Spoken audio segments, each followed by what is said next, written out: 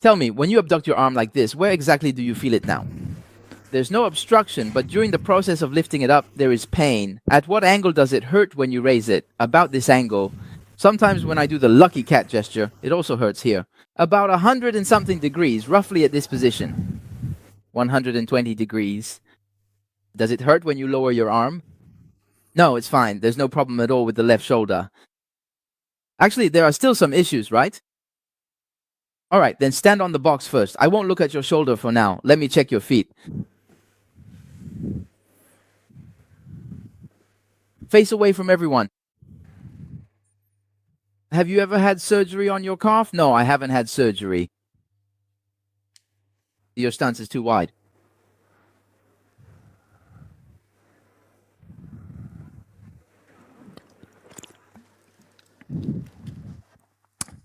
It's too weak, isn't it? I don't know why this time it keeps... Change the background.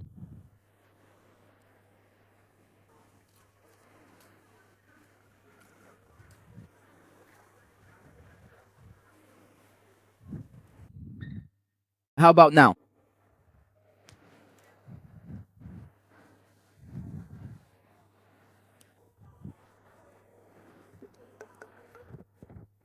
His angle is different. Just focus on the middle, switch to the middle again and see if it will still be blurry.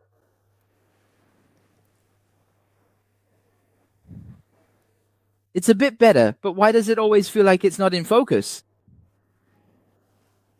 They say it has something to do with the sheriff in the back. It's related to the flickering in the background because this is professional equipment.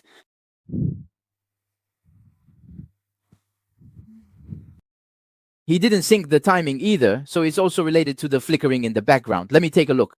Let me take a look like this. Oh, his is actually quite interesting. Can you lower your camera a bit? Can you lower the camera a bit? Because what I want you to see is when he's standing on the ground, so lower your camera a bit. When he's standing on the ground, his left heel is touching the box, but his right heel is suspended in the air. Yeah, it'll be clearer for you to see this way.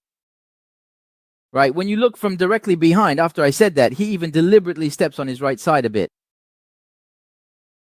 Ah, so this side is empty.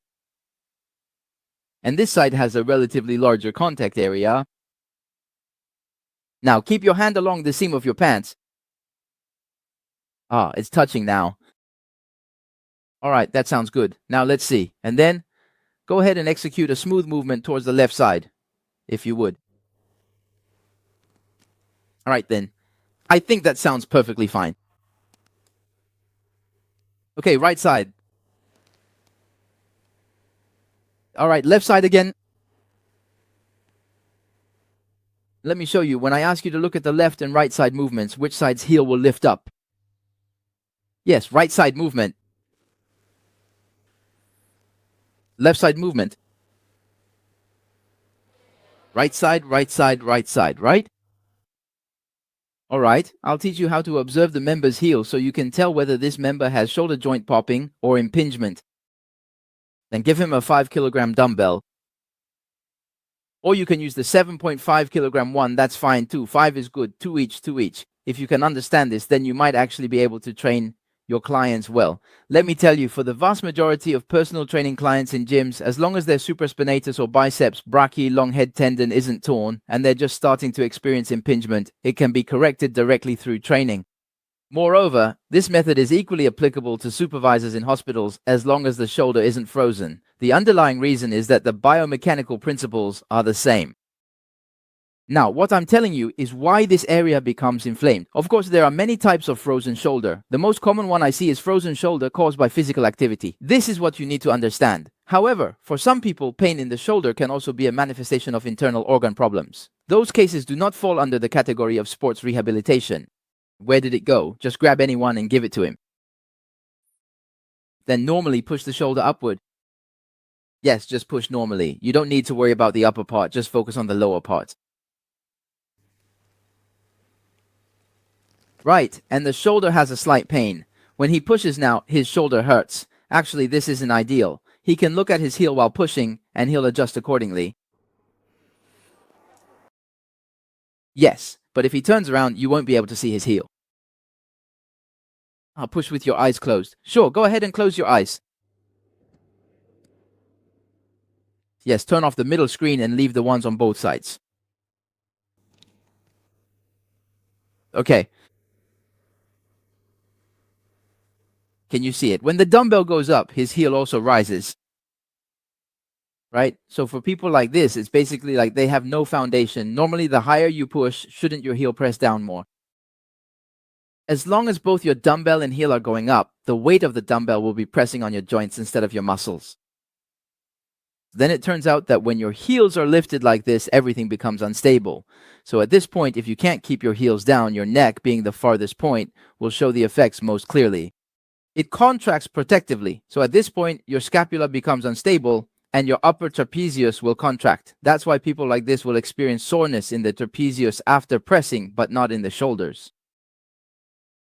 The upper trapezius is working, and after pressing you might even hear a popping sound. This is because you can't stabilize from below, so the upper part, the trapezius, tries to lift up, pulling the scapula upward. Once the scapula is lifted, your humerus and scapula, which are supposed to be aligned, become separated. The main force from the dumbbell is downward, but your scapula is being pulled upward, so the two are no longer aligned. So in this case, it's easy for a popping sound to occur. At first, when you hear the popping and grit your teeth to keep pushing, it doesn't hurt. But at this point, impingement starts to happen. That's why so many gym members develop frozen shoulder after working out for a while. They end up with subacromial impingement. Then, when subacromial impingement occurs, most people focus on training scapular stability and the rotator cuff, but compared to stabilizing these, they're actually not important at all. The stability of the heel is far more important than these, yet almost no sports rehabilitation experts or rehabilitation specialists will tell you that your subacromial impingement is actually caused by your heel lifting off during the pushing movement. But in most gyms, people do these exercises sitting down. No, what you saw was high-intensity training in the gym, where there are actually a lot of people doing standing presses and standing lateral raises. Lateral raises are usually done standing, right? Right? Now try doing a lateral raise and let's take a look. Look at the camera, get a bit closer.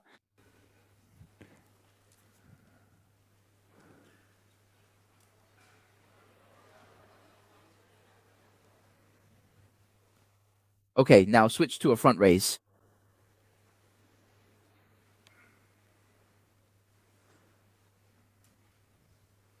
You can control it now, Yading. Lower it all the way down, put it down, and then lift it up again. Did you see that? Now you know why your shoulders aren't getting bigger, right? And you know why you're experiencing impingement under the acromion, right? If you don't even have the ability to stabilize yourself and you're still swinging the weight, your heels will lift off the ground and you'll lose control. It's really hard not to get impingement that way. It's really hard not to have problems, right? When he's pressing, his heels come off the ground the most, right? Because do you know why? When you're pressing, the lever arm is the longest, so it requires you to have even greater stability. With front raises, the lever arm isn't as long, and with lateral raises, you just lift to here and that's it. So when you're pressing, the lever arm is the longest, which means you need the best stability. And also, when you're pressing, this is on the coronal plane, so your lever arm is even longer when you lift it like this. In this situation, when I need to press it, do you know why? Do you know why when you're pressing and standing, you'll notice that when you're standing, the right side is hanging in the air? When he initiates the push, isn't it the left heel that lifts even more? You see, the left heel directly influences the right shoulder. The left heel is responsible for the right shoulder. It's like this. It's connected through the left calf and the back of the left thigh.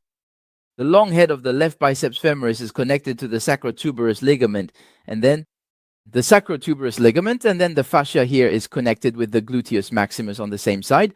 The gluteus maximus on the same side is connected with the latissimus dorsi on the opposite side, and then the latissimus dorsi on the opposite side determines the gap at your glenohumeral joint. So if you can't stabilize your left side, it's easiest for the right side to collide. If your left foot can't stay grounded, it's most likely for your right shoulder to take the impact. And that's why most people with frozen shoulder have it on the right side. There are far more people with right-sided frozen shoulder than with left-sided. This is because the vast majority of people have a harder time stabilizing their left foot, so the right side is more prone to impact. This is a pattern, so it's not a matter of affecting the same side. It's not the same side that's corresponding. The same side refers to the lateral area of the cervical spine. That's what is meant by the same side. And during this kind of pushing motion, do you know why this corresponds? Because that's how we walk. Because that's how we walk. Walking is diagonal, and our exertion of force is also like this. So, just now when you were pushing, you said there was pain on the right side, correct? Okay, now for your left side, move it a bit outward and press down using the inner side of your foot. I'm stepping on this box. Yes, step like that. Then bring your right foot in a little. Okay, now move your right foot a bit forward. All right, give him some pressure again. By having him push like this, am I forcing the inner side of his left foot to exert force? Let his big toe also apply force, and let his calcaneus, heel bone, engage as well. Now push again. It's the same as before, right? Does your shoulder hurt like this? Compared to before, it's even more obvious. It's even more obvious this way. Now move your left heel forward. Move your left heel forward. Keep moving it forward. Forward. Just press down with your heel. That's too much, way too much. Move it back a bit. Yes, like this, like this. That's good. Now touch the ground with the tip of your right foot. Just the tip of your right foot. That's right. Now push like this and feel your right shoulder. Yes. Is it about the same as the first time? Does this reduce the pain compared to the second time? It's less painful than the second time. You'll notice that I made the contact area even smaller, but the pain actually decreased. This means that it's either the ball of your left foot or your left heel that isn't pressing down firmly enough. Yes, it's actually his left heel that's not pressing down firmly enough. As soon as he presses his left heel down, the pain in his right shoulder decreases. With the same amount of weight, I made the contact area even smaller, but the pain immediately lessened. So at this point, I need to train the supporting function of his left heel. After strengthening that support, he can do this movement again to see how much his pain is relieved.